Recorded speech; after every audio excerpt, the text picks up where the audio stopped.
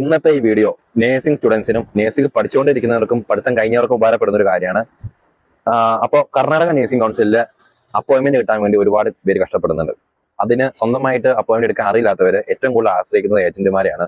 അവർ നല്ലൊരു എമൗണ്ട് സ്റ്റുഡൻസിൽ നിന്നും ഈടാക്കുന്നുണ്ട്. അപ്പോൾ ഇന്നത്തെ ഈ വീഡിയോയിൽ നമ്മൾ പറയാൻ പോകുന്നത് ഈ ഒരു കോൺടാക്ട് നമ്പർ, നിങ്ങൾക്ക് വേണ്ടിയിട്ടുള്ള എല്ലാ അസിസ്റ്റൻസും കാര്യങ്ങളും തുച്ഛമായ എമൗണ്ടിൽ, ഏജന്റുമാർ ഈടാക്കുന്ന വലിയ എമൗണ്ട് അല്ല, തുച്ഛമായ എമൗണ്ടിൽ Karnataka state nursing council appointment എടുത്ത് കൊടുക്കുന്നതായിരിക്കും. അപ്പൊ ഇതാണ് ബ്രോഷർ.